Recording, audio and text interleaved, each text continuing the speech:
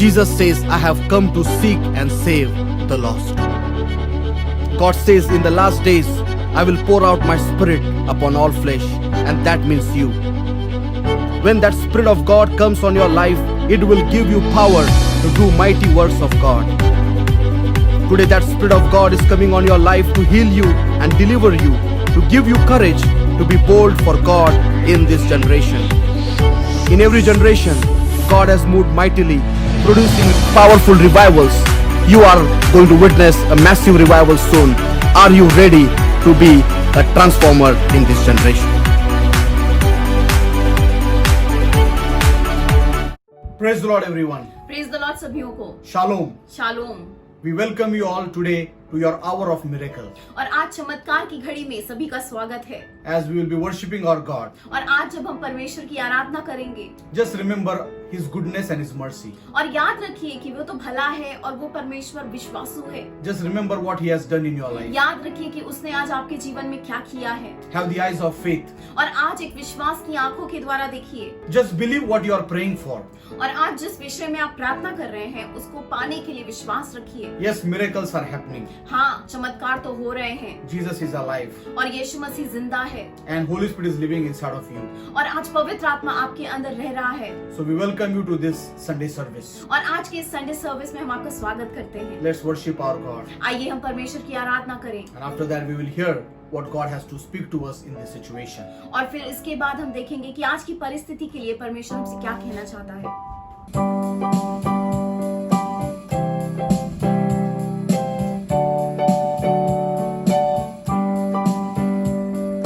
Praise is rising, eyes are turning to you. Return to you. Hope is stirring, hearts are yearning for you. We long for you. When we see you, we find strength to face the day. In your presence, all our fears are washed away, washed away. Hosanna, Hosanna. You are the God who saves us, worthy of all our praises. Hosanna, Hosanna. Come have your way among us. We welcome you here, Lord Jesus. Hear the sound of hearts returning to you. Return to you. In your kingdom, broken lives are made new. You make us new. 'Cause when we see you, we find strength to face the day. In your presence, all our fears are washed away, washed away. Hosanna, Hosanna. You are the God who saves us, worthy of all our praises. Hosanna, Hosanna.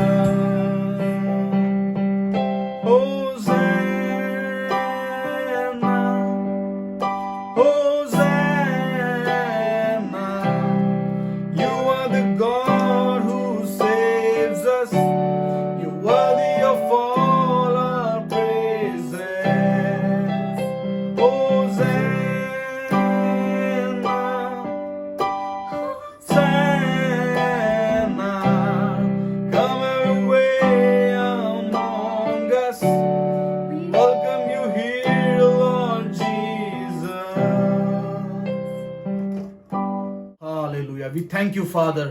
Oh, we thank you, Jesus. We thank you, Holy Spirit. पिता हम आपको धन्यवाद करते हैं, यीशु हम आपका धन्यवाद करते हैं, पवित्र आत्मा हम आपको धन्यवाद करते हैं। Lord, in your name, broken lives are getting restored. और परमेश्वर आपके नाम में तो टूटे हुए जीवन में भी परमेश्वर मानो जान आ जाती है। Oh, when we seek your face, oh God. और परमेश्वर जब हम आपकी खोज करते हैं, Oh, we find new strength, oh Lord. हमें एक नया बल प्राप्त होता है। Today we need that strength. और आज हमें उस बल की जरूरत है, Oh, to go forward in this day, Lord. ताकि हम इस दिन में आगे बढ़ सकें। To go forward in this week, oh God. और परमेश्वर इस हफ्ते में हम आगे बढ़ सकें। I'm receiving that strength right now. और परमेश्वर आज हम उस बल को प्राप्त कर रहे हैं, New strength एक नया सामर्थ्य, and enabling me to go forward, oh Lord. परमेश्वर जिसके अनुसार मैं आगे बढ़ सकूंगा। Holy Spirit, you are welcome. पवित्र आत्मा हम आपका स्वागत करते हैं। Speak to us today. हमसे बातें कीजिए आज, Encourage us today. हमें उत्तेजित कीजिए। Oh, we thank you for everything that you have done. धन्यवाद हर एक बातों के लिए जो आपने हमारे जीवन में की है। Oh, bless all the services that are happening all over the world. और परमेश्वर दुनिया भर में होने वाली हर एक सर्विस को आप आशीर्वादित कीजिए। Oh, let lives be changed. और परमेश्वर लोगों के जीवन बदल जाने पाए, You be glorified. आपको महिमा मिले। In Jesus' name we pray. यीशु मसीह के नाम में Amen. आमीन।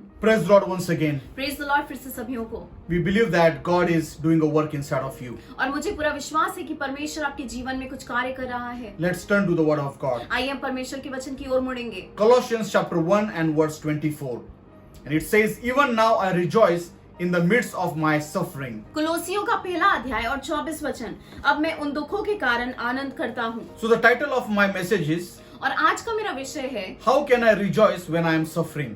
और जब मैं दुख में हूँ तब मैं आनंद कैसे कर सकता हूँ? How can I rejoice when I am suffering? और मेरे दुख में मैं आनंद कैसे कर सकता हूँ? So just as we read in this verse, और जैसे कि हमने इस वचन में पढ़ा Paul says, even now I rejoice in the midst of my sufferings. कि जब पौलुस कह रहा है कि मैं अपने दुख में भी आज आनंद मना रहा हूँ। So there is someone that we can look up to और आज हम एक व्यक्ति को देख सकते हैं who was suffering so much in his life. जो अपने जीवन में अनेक दुखों से गुजरा, Yet he says, I can rejoice in the midst of my suffering. लेकिन तभी वह बोल सकता है कि मैं अपने दुखों के बीच में भी आनंद मना रहा हूँ। He's not saying that I can rejoice after my suffering is over, उसने ऐसा नहीं कहा कि मेरे दुखों के खत्म होने के बाद मैं आनंद करूंगा, but he says, in the midst of my suffering, in the middle of my suffering, I'm going to rejoice. लेकिन वो तो कह रहा है कि मेरे दुखों के बीच में जब मैं दुखों से घिरा हुआ हूँ तब भी मैं आनंद कर रहा हूँ। And we all know that when Paul is in prison, he's writing this verse. और हमें पता है कि जब पौलुस जेल में था तब उसने ये वचन लिखा है, And he's writing to the church of Colossae. और वे कुलोसियों की कलीसिया को लिख रहा है। And there were many problems that were going on in this church.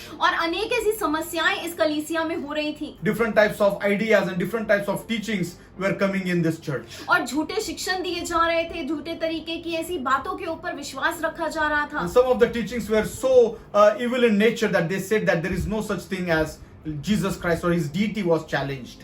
और कुछ तो शिक्षण ऐसे वहां पर दिए जा रहे थे जो कह रहे थे कि यीशु मसीह जो है वो परमेश्वर नहीं है। They say that the book of Colossians is a book of connections. और कहा जाता है कि कुलुस्से की पुस्तक जो है वो संबंधों की पुस्तक है। In the game of cricket, if we remove the best coach, people can lose the game. और क्रिकेट मैच में अगर कोच को निकाल दिया जाए तो शायद मैच हारा जा सकता है। If a person who is admitted in hospital, if we take away the oxygen from him, he will die.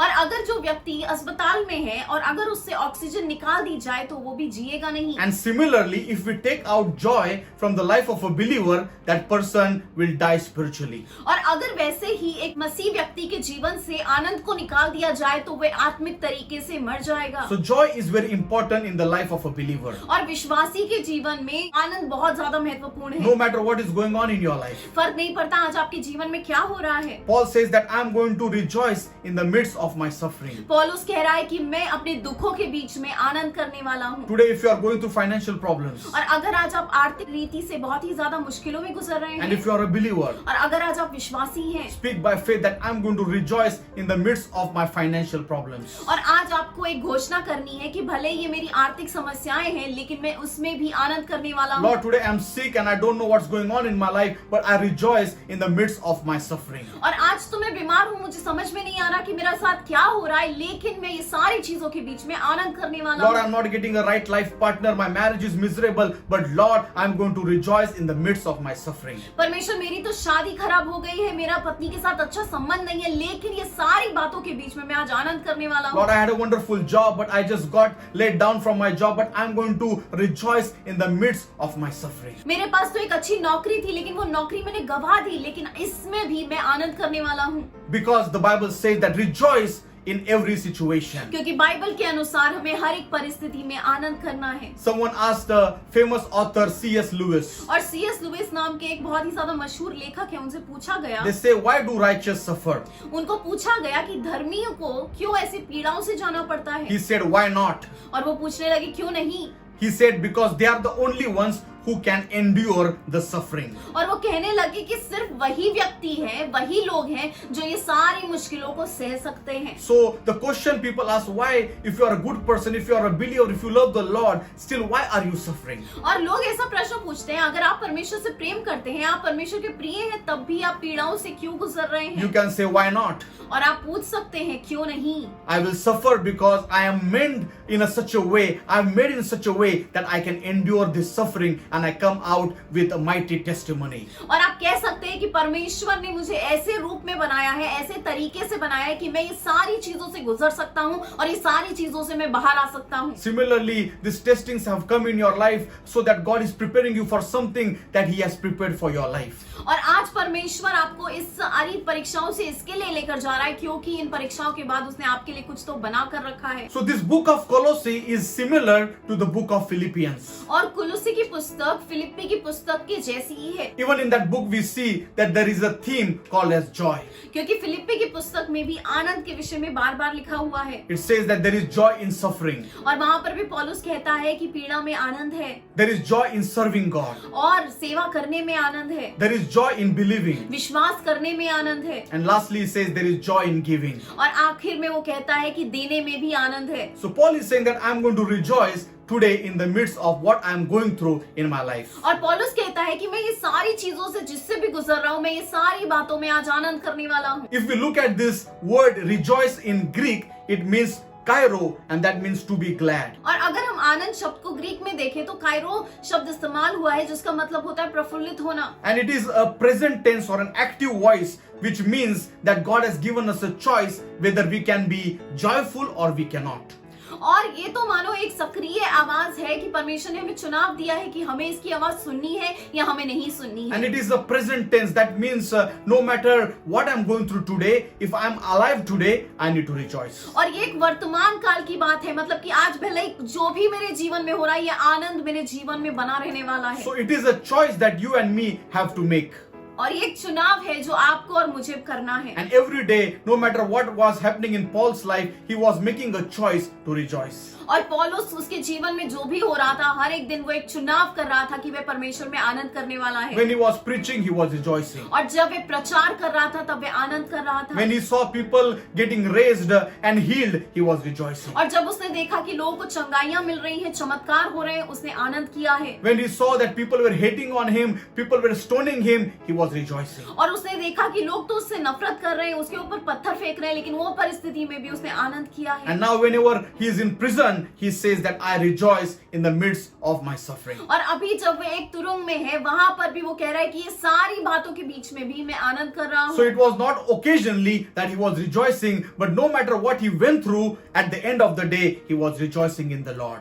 और वे परिस्थितियों के ऊपर निर्भर नहीं था कि परिस्थितियों के हिसाब से वे आनंद करेगा, लेकिन वो जिन चीजों के साथ भी जा रहा था, जो भी बातें उसके जीवन में हो रही थी, दिन के अंत में वो परमेश्वर में आनंद कर रहा था. Today, whatever work and whatever responsibility God has given you, you need to make a choice to rejoice. और आज परमेश्वर ने आपको जो भी जिम्मेदारी दी है, वो जिम्मेदारियों में आपको परमेश्वर में आनंद करने की जरूरत है. This joy is connected to your spirit. और ये जो आनंद है वे तो आपकी आत्मा के साथ जुड़ा हुआ है. This joy is compared to a small child who is waiting for that favorite toy, and when he receives that favorite toy, he begins to jump around and he begins to be joyful because he has received that toy. और ये आनंद तो मानो उस छोटे बच्चे के समान है कि जब वह एक खिलौने के लिए इंतजार करता है और जब उसको वो खिलौना मिल जाता है तो वो कूदने लगता है, उल्लासित होता है, आनंद करता है. So whenever you rejoice, और जब भी आप आनंद करते हैं, it shows through your face, it shows through your actions. वो आपकी कृति के अनुसार पता चलता है, वो आपके चेहरे पे झलकता है. You can call somebody and if you can tell them a good news, easily you can make out through their face. और अगर आज आप किसी को खुशखबरी बताएंगे और उनके चेहरे को आप देखेंगे तो आपको सच में पता चलेगा कि वो आनंद से भर गए So a हैं। lot of times right now when the situations are not good, people are walking the way they should not walk. और आज जब परिस्थितियां खराब हो गई हैं तो लोग मानो ऐसे चल रहे हैं जैसे उन्हें चलना नहीं Oh, चाहिए। as the believers of God, we need to walk in a different way. Our attitude should be different. और विश्वासी होने के नाते हमारा रवैया तो अलग होना चाहिए, हमें बाकी लोगों के जैसा नहीं होना है। It is your choice that you and me need to make. और ये एक चुनाव है जो आज आपको और मुझे करना है। So here we see that Paul is in the prison and yet he is writing that I am joyful, I am rejoicing in this situation. और पौलुस यहाँ पर कह रहा है कि वो जेल में है, भले खराब परिस्थितियों में, लेकिन वो तब भी आनंद कर रहा है। So here Paul is talking about joy.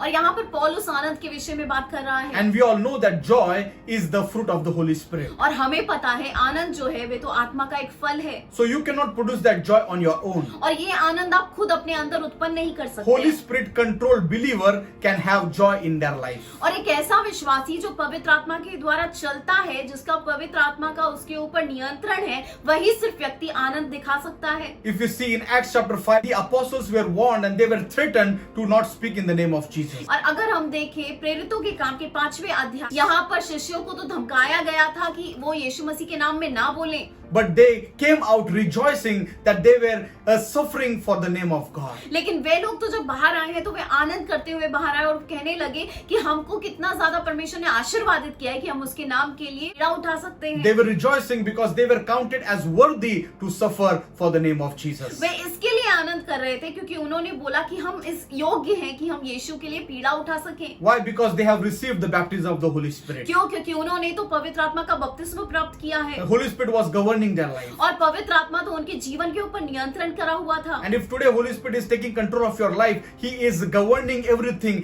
every affair, everything that you are going through in your life. और आज वैसे ही अगर पवित्र आत्मा का आपके जीवन के ऊपर नियंत्रण है तो आप किस भी चीजों से जा रहे हैं, आप कहां पर भी जा रहे हैं, वो सारी बातों में पवित्र आत्मा आपको चलाएगा। Let me tell you, the word joy is connected to suffering.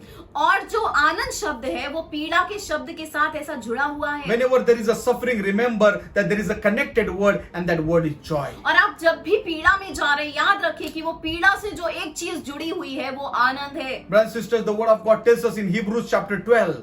और अगर हम देखें परमेश्वर का वचन इब्रानियों के 12 अध्याय में कहता It है says Jesus Christ endured the cross because the joy that was set before him. कि यीशु मसीह ने वो क्रूस की पीड़ा को इसके लिए सह लिया क्योंकि उसके आगे जो आनंद रखा था उसको वो देख रहा था। So Jesus Christ went to the cross because there was a joy that was set before him.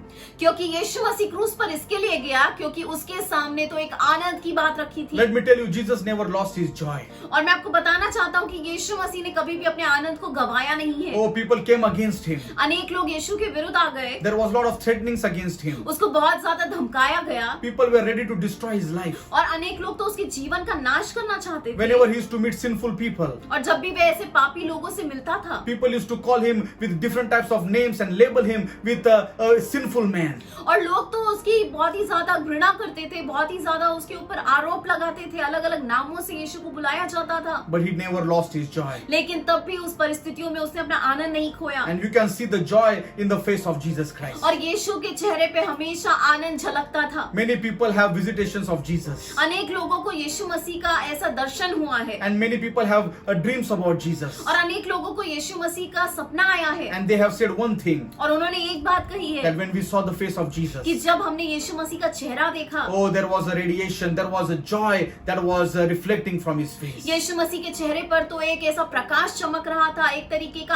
आनंद झलक रहा था। So Jesus is full of joy. और यीशु मसीह आज आनंद से भरा हुआ है। And today he wants you to be joyful in every circumstance. और आज परमेश्वर की इच्छा है कि आज आप जो भी परिस्थितियों में जा रहे हैं आप भी आनंद करें। Many times people say, I have lost the joy in my life. और अनेक लोग तो ऐसा कहते हैं मैंने अपने जीवन में आनंद खो ही दिया है। I have lost joy in my marriage relationship, in my work. You see this statement again and again. मैंने काम में अपना आनंद खो दिया है, मेरी शादी में आनंद खो दिया है, ये बार बार लोग ऐसा कहते हैं। Yes, they are in bad circumstances. हाँ, शायद वो बहुत ही ज्यादा खराब परिस्थितियों के बीच में है, But down the line, they have lost that connection, that relationship with God. लेकिन ये ऐसा इसके लिए हो गया क्योंकि कहीं ना कहीं उन्होंने परमेश्वर के साथ उस रिश्ते को गवा दिया है। If we are a true believer in God, और अगर आज हम यीशु मसीह के सच्चे विश्वासी हैं, we cannot lose our joy. हम आनंद नहीं खो सकते। Yes, enemy can steal it if you allow him to steal, और हाँ, दुश्मन तो चुरा सकता है अगर आप उसको चुराने की इजाजत but देंगे, he cannot come and just steal your joy. लेकिन वह आकर आपके आनंद को चुरा नहीं सकता। If you have a wonderful relationship with God, अगर आज आपका परमेश्वर के साथ एक अच्छा रिश्ता है, if you are a man and woman who is always in the word of God, अगर आज आप एक ऐसे स्त्री, एक ऐसे पुरुष है जो हमेशा परमेश्वर के वचन में बंधे रहते हैं, oh, it will produce that joy automatically through your life. तो उसके वजह से आपके जीवन में खुद ही आनंद उत्पन्न हो जाएगा। The people who are not having that joy in their life, और कुछ लोग जिनके जीवन में परमेश्वर का आनंद नहीं है, you can ask them secretly आप उनको पूछ सकते हैं and they will tell you, और वो आपको बताएंगे, I have not been in the church. मैं कलीसिया नहीं जाता, Yes, lately I have not been praying the way I should pray. और मैं वैसे प्रार्थना भी नहीं करता जैसे मुझे प्रार्थना करनी चाहिए, Oh, I am not reading the word of God. मैं परमेश्वर के वचन को नहीं पढ़ता, I am not in touch with other believers. और मैं दूसरे विश्वासियों के साथ मेरा कुछ लेना देना नहीं So when है। there is no connection, there is no joy. और अगर कुछ संबंध ही नहीं है, परमेश्वर की बातों के साथ संबंध नहीं, तो हम परमेश्वर के आनंद को भी नहीं प्राप्त कर सकते। But sometimes we sell our joy. लेकिन कई बार तो हम अपने आनंद को बेच देते हैं। One time a story is told about one husband and wife. एक पति और पत्नी के विषय में एक कहानी बताई जाती है। They were going to celebrate their anniversary. वे अपनी एनिवर्सरी को मनाने वाले थे, And husband was doing a surprise party for his wife. और जो पति था वो तो एक सरप्राइज पार्टी कर रहा था अपनी पत्नी के लिए, And wife went to a mall to get some things. और पत्नी मॉल में गई ताकि वो कुछ चीजों की खरीदारी कर सके, And she bought few things. और उसने कुछ खरीदारी की। And when she came home, और जब वे घर आई, usually her husband does that shopping. हमेशा तो वो पति खरीदारी करता था, And he knows the best deals and the prices of those products. और पति को पता है कि कौन सी अच्छी रकम में वो चीजों को प्राप्त किया जा सकता है। So the wife buys certain things which were little expensive. और पत्नी ऐसी चीजों को खरीदती है जो थोड़ी ज्यादा महंगी थी, Maybe you can say 100 or 200 rupees higher than what her husband was buying. और शायद अपने पति उसका खरीदता होगा उससे 100 या 200 रुपए ज्यादा की उसने चीजें खरीदी। So husband is busy preparing a surprise party. और पति तो बहुत ही ज्यादा खुश है और बहुत ही ज्यादा व्यस्त है वो पार्टी को अरेंज करने के And लिए। when he hears that his wife has bought certain things which are little bit higher price, और जब वो सुनता है कि उसकी पत्नी ने ऐसी चीजों को खरीदा है जो बहुत महंगी है, suddenly he becomes so angry वो बहुत ज्यादा गुस्सा हो जाता and है he starts to fight with her. और वे उससे लड़ाई करने लगता At the है। end of the time, they did not had any party. और अंत में क्या हुआ कि उन्होंने कोई भी पार्टी नहीं की। So what happened here? क्या हो गया यहाँ Lot पर? of times we sell our joy. कई बार हम अपने आनंद को बेच देते हैं। Lot of times we need to practice self-control. We need to exercise the fruits of the Holy Spirit in our life. कई बार हम पवित्र आत्मा के जो फल है उसे हमारे जीवन में कार्य करने के लिए इजाजत देनी चाहिए। कई बार हमको जो संयम है उसको इजाजत देनी चाहिए। God has given us that joy. परमेश्वर ने हमें वो आनंद दिया है। So we all know that Esau had that birthright. और ईसाऊ को तो जन्म हक था, But because of certain things and certain temptation, he sold that birthright. लेकिन कुछ चीजों की वजह से, परीक्षाओं की वजह से उसने अपना जन्म हक बेच दिया। So brothers and sisters, that what happened in our life. और ऐसा ही आपके और हमारे जीवन में होता है। God has deposited that joy, परमेश्वर ने तो आज वो आनंद आपको दिया है, but because of situations and circumstances, we are ready to sell that joy. लेकिन उन परिस्थितियों की वजह से, परेशानियों की वजह से हम उस आनंद को बेचना चाहते So हैं। today my question to you is, और आज मेरा प्रश्न आपको ये है, have you lost that joy? क्या आपने उस आनंद को अपने जीवन से गवा दिया है? Is there a joy in your life or have you lost that joy? क्या आपने उस आनंद को गवा दिया है या सच में आपके जीवन में अभी भी वो आनंद है? So if you say that, yes, pastor, I have lost that joy. और अगर आप बोलेंगे हाँ पासवान, मैंने वो आनंद को गवा दिया है, So you need to see the deep down relationship with your God. तो आज आपको ये जांचने की जरूरत है कि क्या सच में मेरा परमेश्वर के साथ एक अच्छा रिश्ता है। Joy is recognizing what Jesus Christ has done for you. और आनंद तो ये है कि हम बात को पहचाने कि यीशु मसीह ने हमारे लिए क्या किया है। So Paul is writing this verse with the full of assurance that I am rejoicing in the midst of my suffering. और यहाँ पर पौलुस इस वचन को बहुत ही ज्यादा भरोसे से लिख रहा है कि मैं अपनी बुराइयों में, मैं अपनी ऐसे दुख में भी आनंद कर रहा हूँ। And this time Paul is in prison और यहाँ पर पौलुस तो जेल में है and he's chained to another Roman soldier. और उसके हाथों में तो बेड़ियां हैं और वो बेड़ियां तो एक रोमी सिपाही के हाथ में हैं। But joy is the fruit of the Holy Spirit. लेकिन जो आनंद है वो तो पवित्र आत्मा का एक फल है It is internal. और वो तो अंदर से उत्पन्न होता है। It is not affected by what is going on external or outside. बाहर क्या हो रहा है वो सारी चीजों से उस आनंद के ऊपर फर्क नहीं पड़ता। Paul was thinking about Jesus, पौलुस तो यीशु के विषय में सोच रहा what था, he has done for him. उसने उसके लिए क्या किया है। And when he was thinking about that, और जब वह उस विषय में सोच रहा था, the joy of the Lord began to flow through his life. और परमेश्वर का आनंद उसके जीवन से उंडेलने लगा। So as some historians have said,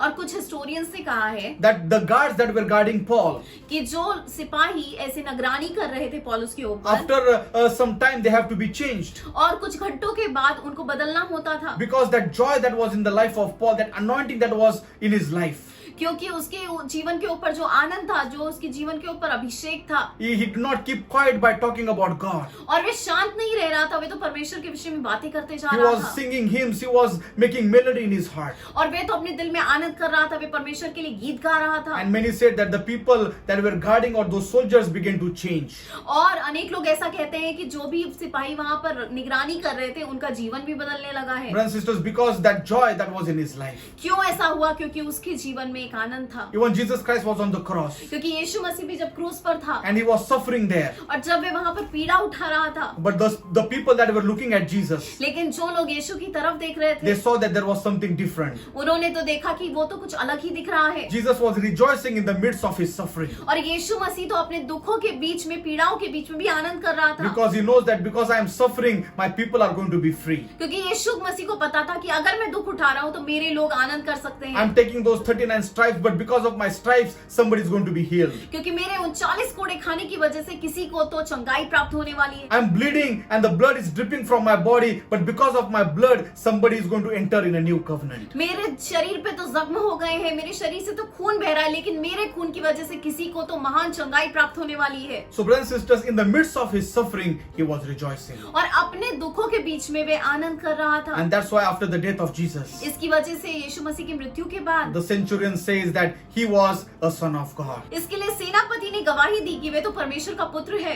Why? Because he saw that joy that was in the life of Jesus. क्यों? क्योंकि उसने तो यीशु मसीह के जीवन में वो आनंद को देखा था। So today, are you suffering in your life? क्या आज आप अपने जीवन में दुखों से गुजर रहे हैं? Or if you have the Holy Spirit inside of you, अगर आज आपके अंदर पवित्र आत्मा है, today ask that Holy Spirit to produce that fruit, the fruit of joy. और आज पवित्र आत्मा से विनंती कीजिए कि आज पवित्र आत्मा मेरे अंदर वो आनंद का फल उत्पन्न कीजिए। So here in this same chapter of Colossians 4, और कुलस्से के चौथे अध्याय में हम देख सकते हैं especially in verse 10, 10वें वचन में Paul writes, पौलुस कहता है, Aristarchus, who is in prison with me, अरिस्तुकस जो मेरे साथ जेल में है, he sends you his greetings. वे तुमको एक सलाम भेजता है। So here Paul is in prison पौलुस तो जेल में है and is not alone. और वे अकेला नहीं He है, has his friend named Aristarchus और उसके साथ उसका दोस्त है जिसका नाम है अरिस्तुकस, and he is sending greetings. और वे भी उनको एक सलाम भेज रहा है। Oh, who is this guy?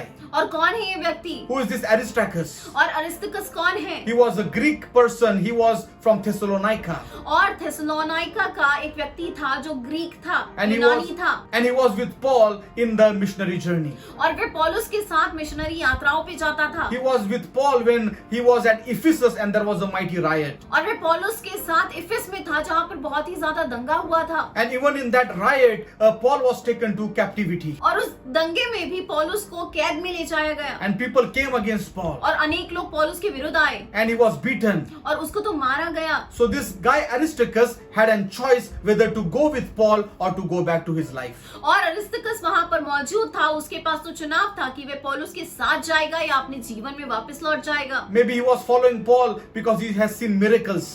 और शायद वे पौलुस के पीछे तो इसके लिए जा रहा था क्योंकि उसने देखा था कि पौलुस के द्वारा तो अनेक चमत्कार होते हैं, Because there was a lot of healings were happening to life of Paul. क्योंकि पौलुस के जीवन से तो अनेक लोगों को चंगाइयां प्राप्त हो रही थी, Paul was respected among brethren. और अनेक भाइयों के बीच में पौलुस को तो बहुत ही ज्यादा इज्जत प्राप्त होती थी, And everyone was talking about Paul because of his knowledge and because of everything that was in his life. और पौलुस के जीवन में जो था उसकी ज्ञान की वजह से, उसकी बुद्धि की वजह से सभी लोग उसकी प्रशंसा करते थे। So maybe Aristarchus thought that I can become like Paul. और शायद अरिस्तुकस ने कहा होगा कि मैं भी शायद पौलुस के जैसा बन सकता हूँ, But he saw the reality that when he was preaching the gospel, people came against Paul. लेकिन उसने तो सच्चाई देखी है कि जब वे प्रचार कर रहा था कि कितने सारे लोग पौलुस के विरुद्ध आके खड़े हो गए So हैं, he had choice to go back to his old life. और आज उसके पास चुनाव था कि वे अपने जीवन में वापस जा सकता But the है। word of God tells us that he followed Paul. लेकिन परमेश्वर का वचन कहता है कि वे पौलुस के पीछे गया है। Oh, that's why his name occurs 4-5 times in the New Testament. इसके लिए उसका नाम तो 4 से 5 बार नए नियम में पाया जाता And है। Paul says that he's like a blessing to me.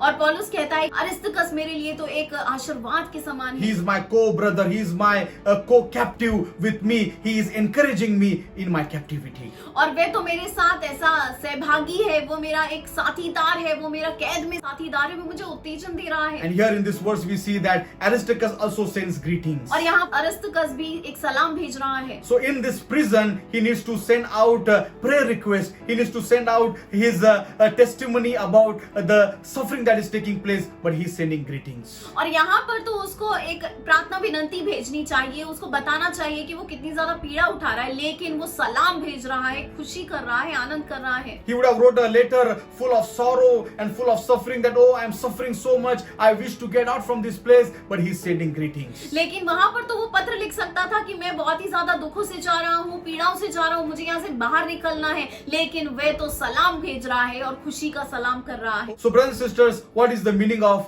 the word Aristarchus? और अरिस्तर्खस का नाम का मतलब क्या होता है? The meaning of this name is the best prince or a best ruler.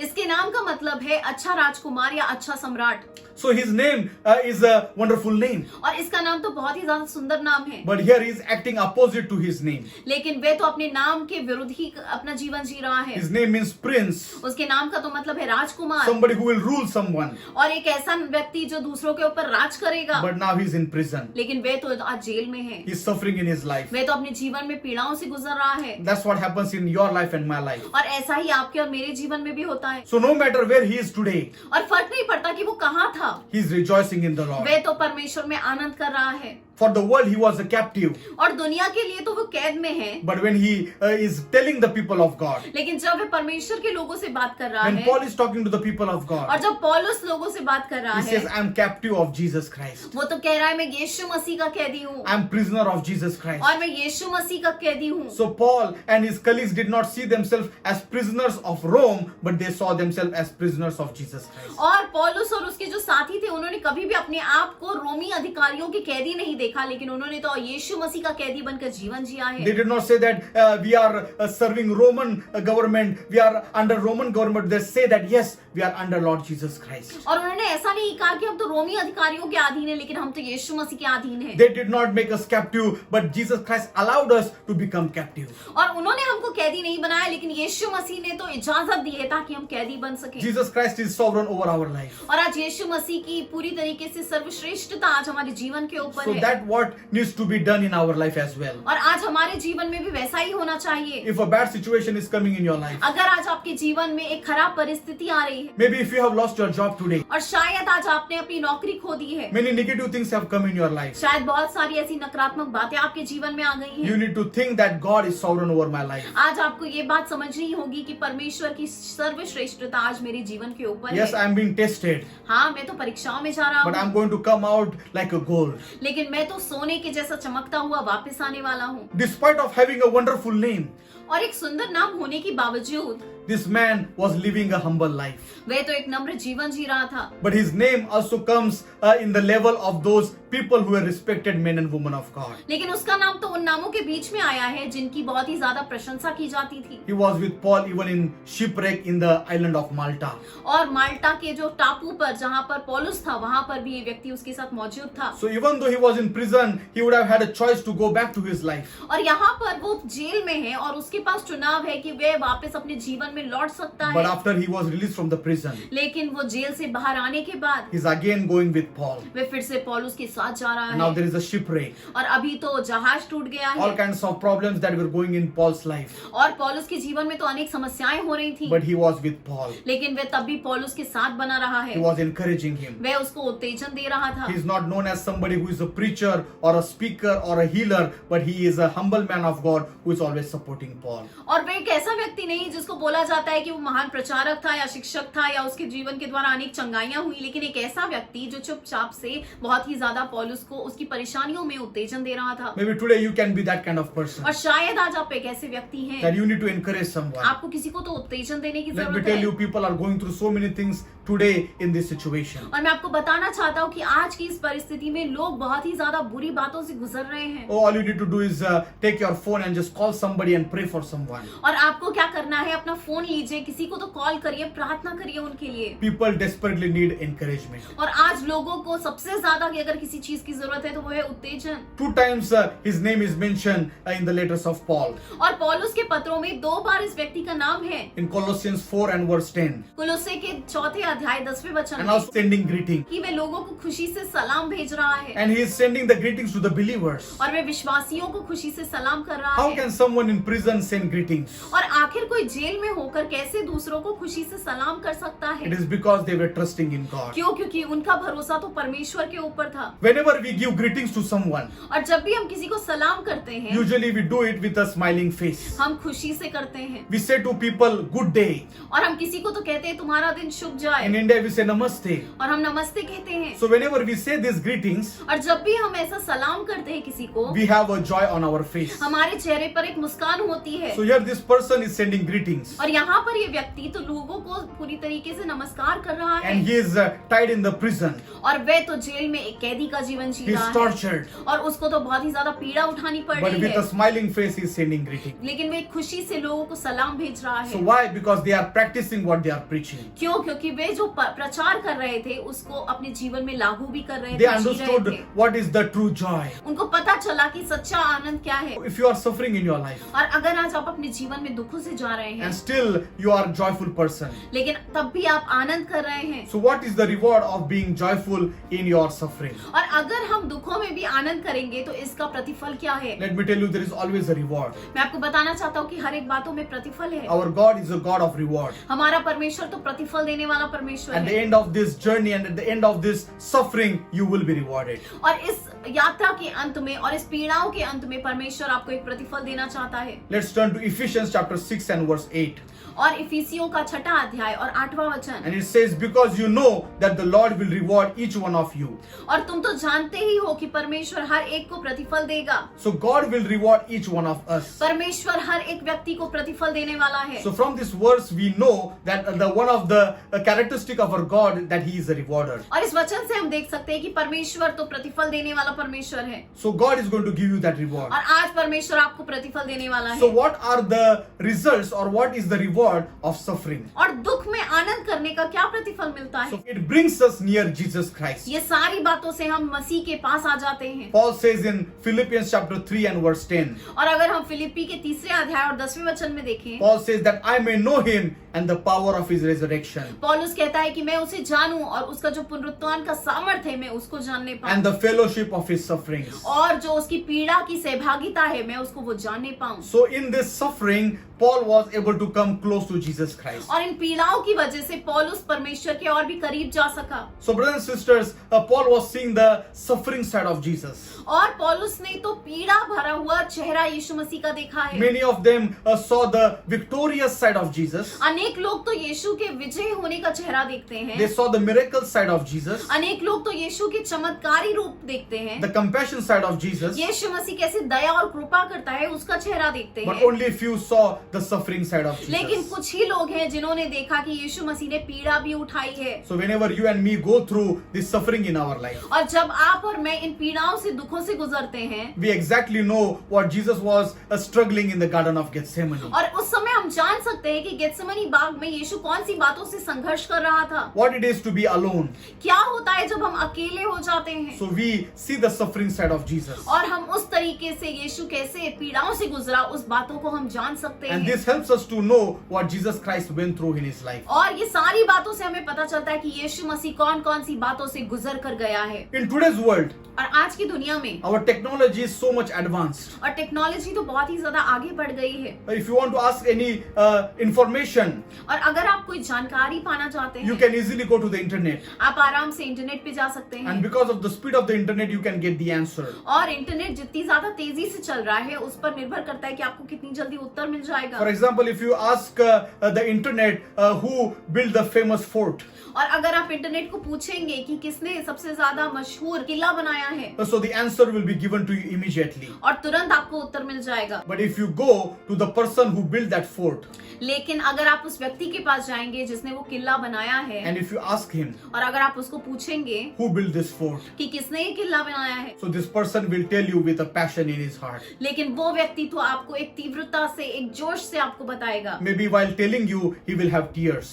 और शायद बताते हुए उसकी आंखों में आंसू आ जाएंगे, You can see the joy on his face. और आप शायद उसके चेहरे पर आनंद देख पाएंगे। This person will tell you with the fire, with the passion, with the zeal, how he was able to complete that fort. और इस एक अग्नि से, एक तीव्रता से, एक जोश से वे आपको बताएगा कि कैसे उसने इस किले को खत्म किया है, कैसे बनाया And है। as his end of the story, as he is in the end of the story, और जब वे कहानी के अंत तक पहुंचेगा, you can see that his chest is rising. He is getting proud of himself in a good way, that I am the person who has constructed this fort. और शायद अंत में, कहानी के अंत में जब वे देखेगा तो आप देख सकते हैं कि उसकी छाती बड़ी हो जाएगी, मतलब कि वो बहुत ही ज्यादा अपने ऊपर गर्व करेगा कि उसने वो काम पूरा कर लिया है। And that is what exactly Paul is saying here. और यहाँ पर पौलुस भी ऐसा ही कह रहा है That I may know Christ. कि मैं यीशु मसीह को जानूं। It is not just going to the internet and getting information. और हमें सिर्फ इंटरनेट पे नहीं जाना है और वहां से जानकारी प्राप्त नहीं But करनी if we है, have that close relationship with God, लेकिन अगर हमारा परमेश्वर के साथ एक नजदीकी का रिश्ता है, and when you read the word of God, you allow the Holy Spirit to speak to you.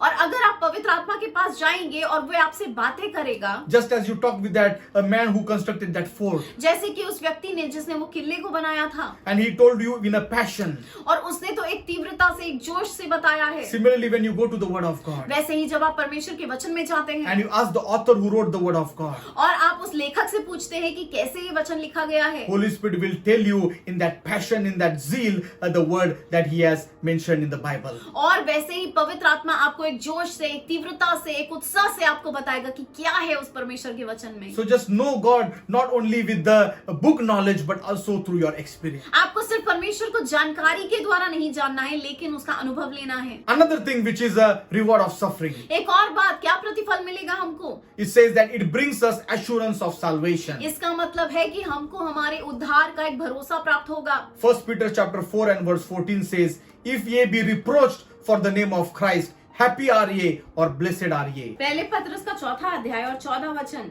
फिर यदि मसीह के नाम के लिए तुम्हारी निंदा की जाती है तो तुम धन्य हो। Here in this verse, और यहाँ पर इस वचन में Apostle Peter remembers the Sermon on the Mount. और पत्रस याद कर रहा है कि कैसे यीशु मसीह ने वो पहाड़ी का उपदेश दिया था, And this sermon has blessed so many people. और अनेक लोगों को इस उपदेश से आशीर्वाद मिला है। So he remembers Matthew chapter 5 and verse 11. और उसको याद आया मत्ती के 5वें अध्याय और 11 में क्या लिखा है, Blessed are you when we are persecuted and mocked for Jesus.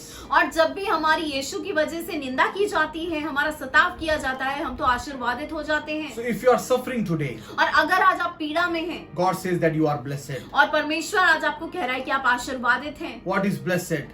आशीर्वादित होना क्या होता है? Blessed in Greek is makaros. और अगर हम आशीर्वादित शब्द को ग्रीक में देखें तो मकाइरोस शब्द इस्तेमाल हुआ है। So the meaning of word blessed is, और आशीर्वादित होने का जो मतलब है, it means happy or supremely blessed, इसका मतलब है खुश होना या ऐसे परमेश्वर के द्वारा आशीर्वादित होना, or even the word congratulations. या ऐसे बधाई देना, ऐसा भी शब्द है। So it is a word which is full of grace. और ये कैसा शब्द है जो कृपा से भरा हुआ है। So God tells you that you are a blessed person. और आज परमेश्वर आपको बता रहा है कि आप तो आशीर्वादित लोग हैं। So you might say, Lord, I am suffering. और आप कहेंगे परमेश्वर मैं तो पीड़ाओं से गुजर But रहा God हूँ, says you are blessed लेकिन person. परमेश्वर आपको कह रहा है कि आप आशीर्वादित व्यक्ति हैं। And one of the meaning of blessed is congratulations. और आशीर्वादित शब्द का अगर हम एक मतलब देखें तो इसका मतलब हो बधाई। So God is congratulating you. परमेश्वर आपको आज बधाई दे रहा है, Just like a small child, जैसे कि एक छोटा बच्चा when the exams are coming, जब उनकी परीक्षा आती है, the child leaves everything. बच्चा सब कुछ छोड़ देता है, He leaves the video games. Way video game खेलना छोड़ देता है, And even all his habits he leaves for a season. और वे कुछ समय के लिए अपनी आदतों को छोड़ देता है, Stops watching the TV. और वे टीवी देखना छोड़ देता देता है, stops going out and meeting his friends. वह अपने दोस्तों को मिलना छोड़ देता है, And after the exam is over, और जब उसका एग्जाम खत्म हो जाता he है, has sacrificed so many things. उसने अनेक चीजों का बलिदान किया होता He है gets the result. और उसको एक परिणाम मिलता है, And in that results, he has got a wonderful marks. और परिणाम में तो पता चलता है कि उसको बहुत ही ज्यादा अच्छे अंक प्राप्त हुए हैं, And now everyone is coming and congratulating और him. सभी लोग उसके पास आ रहे हैं और बधाई दे रहे हैं, Especially his parents are very proud और विशेष रूप से तो उसके माता पिता बहुत ही ज्यादा गर्व महसूस कर रहे हैं, because they have seen the child suffer. क्योंकि उन्होंने देखा है कि उनके बेटे ने बेटी ने बहुत ही ज्यादा पीड़ा उठाई है, And they saw him sacrificing many things. और उन्होंने देखा कि कैसे उस बच्चे ने अनेक तरीके के बलिदान किए हैं, So now they are congratulating him. और अभी वे उसको बहुत ही ज्यादा बधाई दे रहे And हैं, with that congratulations, और उस बधाई देने के साथ they bestow upon them wonderful gifts. और उसी के साथ वे उसे तोहफे भी देते हैं, So that is going to happen in your life as और well. वैसा ही आज आपके जीवन में होने If you वाला are है। going through that test and examination in your life, अगर आज आप अपने जीवन में परीक्षाओं से मुश्किलों से गुजर रहे हैं, your heavenly Father is looking at you. आपका स्वर्गीय पिता आज आपके जीवन की ओर देख रहा He है, is seeing the suffering. वह आज आपकी पीड़ा को देख सकता He है, is seeing the sacrifice. वो देख सकता है कि आपने कितने बलिदान किए But हैं, he knows that very soon the exam is going to be over. लेकिन वे जानता है कि जल्द ही ये परीक्षा खत्म होने वाली है, And then he is going to congratulate you. और फिर वे आपको बधाई देने वाला है, And he is going to bestow upon you wonderful gifts that you have not imagined. और फिर वो उसके साथ ही आपको एक ऐसे तोहफों से भी आशीर्वादित करेगा जिसके बारे में तो आप कल्पना भी नहीं कर सकते। And we all know that at the end of our life, और हमें पता है हमारे जीवन के अंत में when we go to heaven, जब हम स्वर्ग में जाएंगे, he is going to congratulate us once for all. और वह अंत में हमारे पूरे जीवन के लिए हमें बधाई देने वाला है, He is going to say few words to us. वह हमें कुछ शब्द कहने वाला है, Well done, good and faithful servant. बहुत अच्छे भले और विश्वासु दास, I am going to give you reward. और मैं तुमको प्रतिफल दूंगा, I am going to give you crown. और मैं तुमको उस मुकुट को दूंगा। But while we are on this earth, लेकिन जब हम इस पृथ्वी पर हैं, here also God is going to give you mighty gifts. और यहाँ पर भी परमेश्वर आपको महान महान ऐसे वरदानों को देना चाहता है, तोहफे देना चाहता है। You are not alone. आप अकेले नहीं हैं, God is with you. परमेश्वर आपके साथ है। Romans chapter 8 verse 17 and 18. If so be that we suffer with him, that we may be glorified together. For I consider that the suffering of this present time are not worthy to be compared with the glory which shall be revealed in us. Romeo का 8वां अध्याय 17 और 18 वचन। और यदि संतान है तो वारिस भी, परंतु परमेश्वर के वारिस और मसीह के संगी वारिस हैं, जबकि हम उसके साथ दुख उठाएं कि उसके साथ महिमा भी पाएं, क्योंकि मैं समझता हूँ कि इस समय के दुख और कलेश उस महिमा के सामने जो हमारे पर प्रकट होने वाली है कुछ भी नहीं है। So right now we are suffering, और अभी तो हम अनेक कलेशों से जा रहे हैं, but the word tells us लेकिन वचन कहता है that we will be glorified together. कि हमको महिमा प्राप्त होने वाली है। God is going to glorify your life. परमेश्वर आपके जीवन को महिमा में करने वाला And है, also there is a future reward that is coming in your life. और एक भविष्य का प्रतिफल भी आज आपके जीवन में प्राप्त होने वाला है। You would have served Christ faithfully. और शायद आज आपने परमेश्वर की सेवा विश्वासु तरीके से की है, Nobody has said any kind words to you. और शायद उस विषय में आपको अच्छे शब्द भी नहीं बोले गए But हैं। let me tell you, your rewarder is looking at you right now. लेकिन मैं आपको बताना चाहता हूँ कि प्रतिफल देने वाला आज आपको देख रहा है, He is going to reward you when you end your journey of your life. और आप जब अपने जीवन की यात्रा का अंत करने वाले हैं तो वह आपको प्रतिफल देने वाला है। Whenever you are joyful, और जब भी आप आनंद करते हैं, it will frustrate the devil कई बार शैतान जो है वो चिढ़ जाएगा, because he is one of the joy stealers. क्योंकि वे उसका काम तो क्या है कि वे तो आनंद को चुराता है, So let him not steal your joy. और आज वे आपके आनंद को चुराने ना पाए। You need to guard your joy. और आज आपको अपने आनंद को बहुत ही ज्यादा सावधानी से रखना है। Philippians chapter 2 and verse 17 says, Yea, and if I be offered upon the sacrifice and service of your faith, I joy and I rejoice with you all. और यदि मुझे तुम्हारे विश्वास के बलिदान और सेवा के साथ अपना लहू भी बहाना पड़े तो भी मैं आनंदित हूँ और तुम सबके साथ आनंद करता हूँ।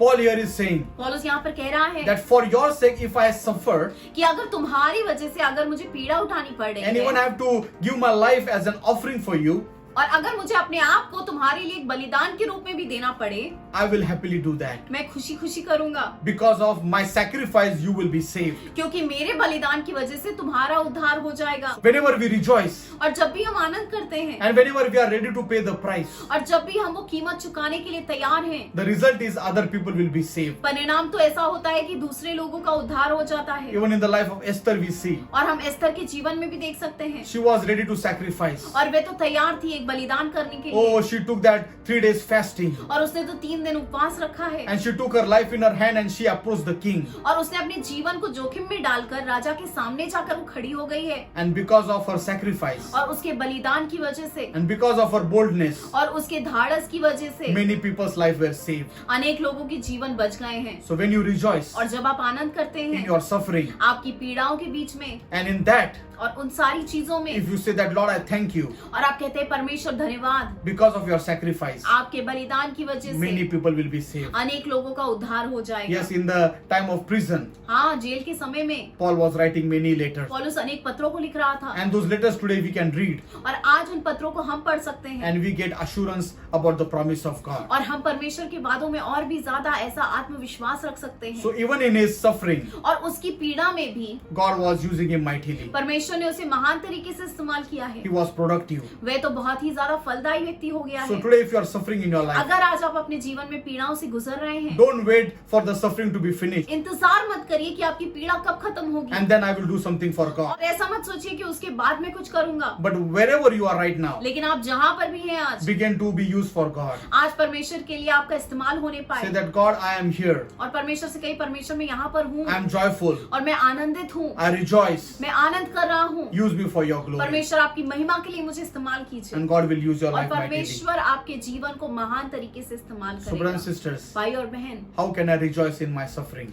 कैसे मैं अपनी पीड़ा में आनंद कर सकता हूँ? Yes, I can rejoice in my suffering हाँ, मैं अपनी पीड़ा में आनंद कर सकता हूँ, because the joy of the Lord is my strength. क्योंकि परमेश्वर का आनंद तो मेरा बल है, He is the source of my joy. और वे मेरे आनंद का स्रोत है। So today let that joy be reflected through your life और आज वो आनंद आपके जीवन से दिखने पाए, and let many people be saved. और अनेक लोगों का उद्धार होने Let many people be blessed. और अनेक लोगों को आशीर्वाद मिलने पाए। God bless you. परमेश्वर आपको आशीर्वादित करे। Let's pray. आइए हम प्रार्थना करें।